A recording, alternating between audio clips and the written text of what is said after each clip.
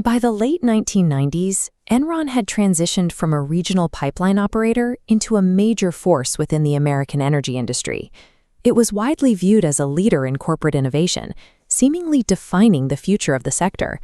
Financial analysts consistently recommended the stock, helping to drive its market price higher year after year. For 6 consecutive years, Fortune magazine named Enron America's most innovative company. That level of external validation fostered immense trust. It led thousands of employees to view their company stock as a reliable foundation for their future, encouraging them to invest their entire retirement savings back into Enron. Then, the momentum stopped. In a matter of weeks, Enron filed for what was then the largest corporate bankruptcy in U.S. history, a collapse that wiped out $74 billion in market value. To understand how a company of this scale vanishes, you have to look past the growth reports. Enron wasn't actually building a sustainable business. They were creating a financial illusion by manipulating both sides of their corporate ledger. To understand the illusion, we have to start with reality. Enron originated as a stable natural gas pipeline company, making its money through the physical transport of energy across the country. But as the energy market deregulated in the 1990s, executive Jeffrey Skilling drove a radical pivot. Enron stopped just moving gas and began acting as a middleman, trading energy contracts the same way Wall Street firms trade stocks. This new strategy satisfied investors, but it created a relentless pressure for growth. To justify its rising stock price, Enron had to report massive increases in profit every single quarter. To meet expectations, Enron used mark-to-market accounting. Normally, revenue is recorded gradually as services are provided. But Enron estimated total expected profit over a contract's lifetime, recording it entirely on day one. On paper, they looked profitable. In reality, the cash hadn't arrived. Mark-to-market accounting solved Enron's immediate revenue problem, but it created a massive cash flow crisis. The company was reporting millions in earnings, but they didn't have the actual liquidity needed to pay their real-world bills. To maintain their expansion while facing a cash shortage, Enron had to borrow billions of dollars.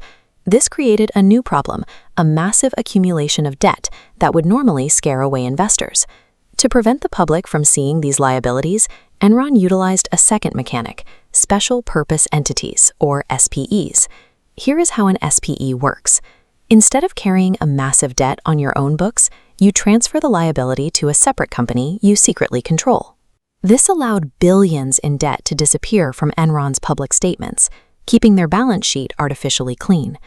By combining these two mechanics, booking future profits immediately while hiding current debt in secret entities, Enron created a feedback loop that obscured the underlying risks from the banks and investors who were supposed to be watching.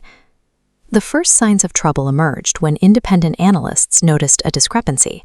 Enron's reported profits didn't match its actual incoming cash.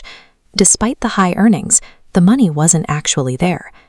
Journalist Bethany McLean brought these concerns to the public in her article, "Is Enron Overpriced?" It became clear that very few people could actually explain how the company generated its reported income. The unraveling accelerated in late 2001. As regulators investigated and the hidden debts were exposed, the stock price plummeted from over $90 to less than $1. While many executives sold their shares before the crash, ordinary employees were locked out of their retirement accounts during the collapse. For thousands of families, decades of savings disappeared in just a few weeks. The damage extended beyond Enron. Its accounting firm, Arthur Andersen, was found to have shredded documents related to the investigation.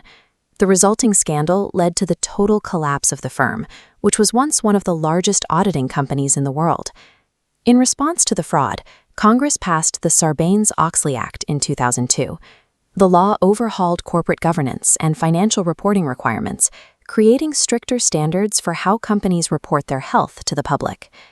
Enron's collapse serves as a reminder of the dangers of complexity. When a company's success seems to defy logic and excitement replaces critical skepticism, even the most respected institutions can miss the warning signs. In the end, a manufactured reputation will always fall to reality.